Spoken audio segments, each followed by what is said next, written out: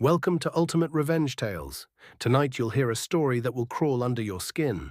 Stay until the end, because the twist, you won't see it coming. But before we dive in, hit like and subscribe if you enjoy what I do here, and drop a comment with where you're tuning in from and what time it is. It's always fascinating to see who's listening around the world. Now, let me tell you how 20 years of loyalty ended in one brutal knife to the back. I'm John, 51 years old. For 2 decades, I worked at the same manufacturing plant in Ohio. Steel parts, heavy machines, the kind of place where your body aches after every shift. But it was honest work. I wasn't rich, but I was steady. My wife, Emily, used to tell me I was the rock of the family. We raised 2 kids on that paycheck. I missed birthdays, ball games, hell, even anniversaries sometimes, all because of overtime. But I told myself it was worth it. Stability, a pension, retirement one day. I knew every inch of that factory, every rattle of the machines, every face on the floor. I trained half the younger guys myself. Some of them even called me Uncle John. But over the last year, I started noticing something off. New management came in, slick suits, soft hands, Ivy League smiles. They started talking about efficiency and restructuring. Fancy words that always mean someone's about to get screwed. I brushed it off. I thought, not me. I'd given this company my life. Who fires the guy who bleeds for them? But little things kept piling up. My shift hours got cut without notice. Projects I usually handled were handed off to guys half my age. Once I walked into the break room and 2 supervisors went dead quiet the second I stepped in. Emily noticed it too. She'd ask me, "Why are you so tense lately?" I didn't know how to answer. I just felt this knot in my gut, like a storm building. And then came the Friday that changed everything. I walked into the office expecting my usual paycheck and maybe a weekend beer with the guys. Instead, I walked straight into my own execution. "John, can we see you for a minute?" My new boss, Mr. Hayes, 35, maybe motioned me into the conference room. His tie was too tight, his smile too fake. The HR rep sat there with a folder. My stomach dropped. Hayes cleared his throat. "John, we appreciate your 20 years of service, but as of today, your position has been eliminated." Just like that. No warning. No thank you. Just erased. I blinked. Eliminated? What the hell are you talking about? I've given you my life. Hayes gave me the corporate script. "It's not personal. The company is moving in a new direction." Not personal. I felt my face burn, my hands clenched so tight my knuckles popped. "Not personal," I spat. "I missed raising my kids because of this place. I trained your damn workforce. And you're telling me it's not personal?" The HR woman slid a paper across the table like she was serving me poison. Severance. A joke of a check barely enough to cover 2 months' bills. Hayes avoided my eyes. "We wish you the best." I laughed. Not the funny kind, the broken, dangerous kind. "The best? You just ripped the ground out from under me." I stormed out. 20 years of sweat and blood reduced to a box of personal items and a forced smile from security as they walked me to the parking lot. The humiliation cut deeper than the betrayal. My co-workers stood frozen, whispering. Some looked away, others smirked, like they knew this was coming. At home, Emily tried to comfort me.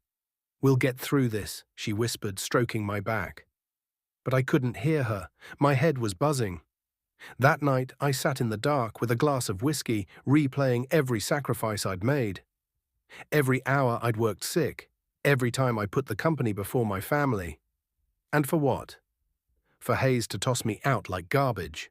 But here's the thing about betrayal. It doesn't just hurt. It changes you. And as I sat there, staring into that glass, something shifted inside me. I wasn't going to beg for another job. I wasn't going to fade away quietly. I was going to make them pay. And I had a secret one they didn't know. If you've ever felt betrayal like this, tell me in the comments. Because stories like these, they hit way too close to home. Perfect. Let's dive into part 2, where John transforms from broken man to cold strategist, executes his revenge, and then we hit the shocking twist that reframes everything. That night, sitting in the dark, I remembered something no one else at the plant knew. For years, I had access to the company's internal systems. not just for production, but for safety records, vendor contracts, payroll systems.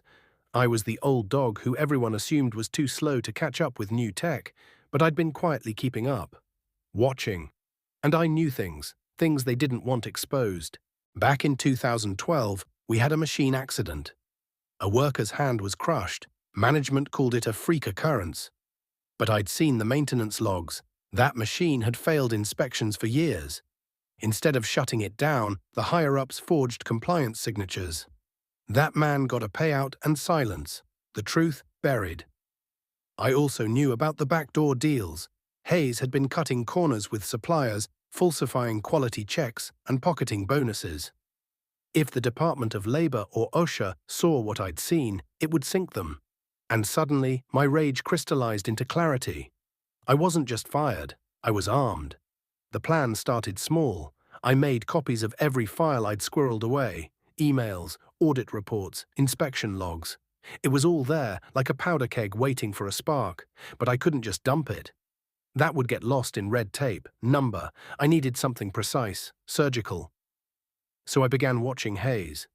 His routines, his arrogance. He left the office late, always carrying his sleek leather briefcase.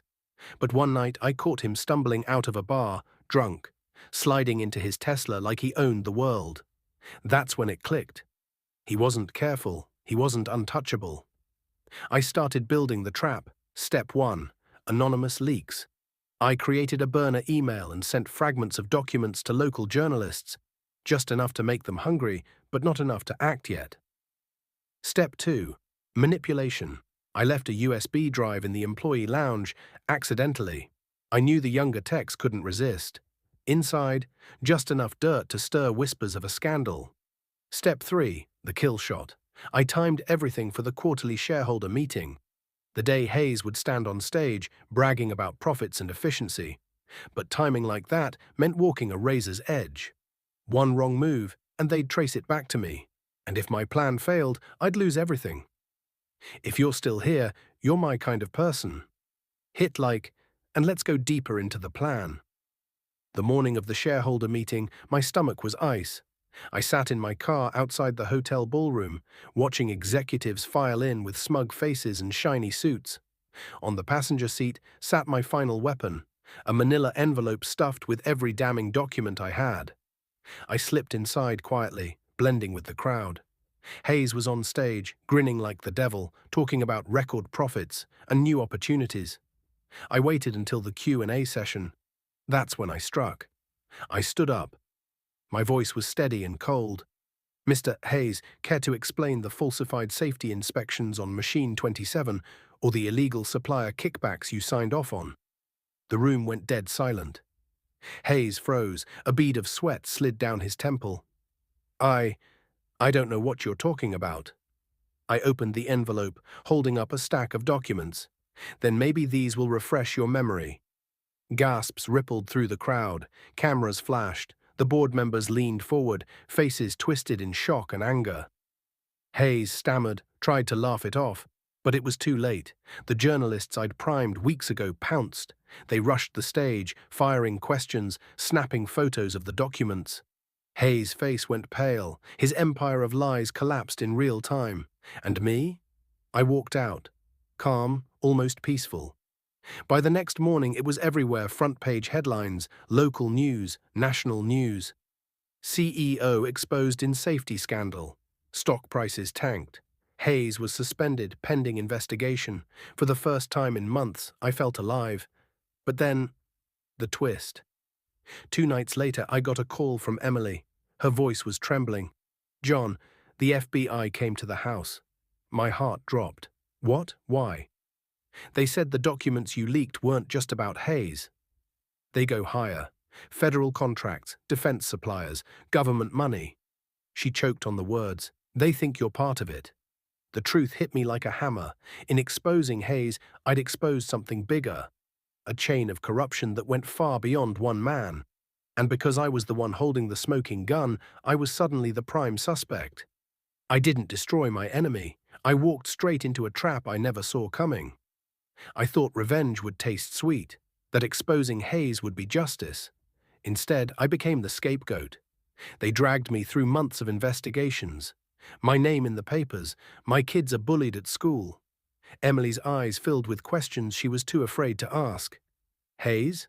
He cut a deal, testified against his own board, walked away with a slap on the wrist and a fat retirement account in another state. And me, I was left carrying the weight of a truth too dangerous to share, branded a whistleblower gone rogue. Revenge didn't set me free, it chained me to something darker than betrayal. Justice was served, but not in the way I imagined. Most people would have stayed silent, but not me. Only 4% of viewers take action. Are you one of them? If you are, welcome to Ultimate Revenge Tales.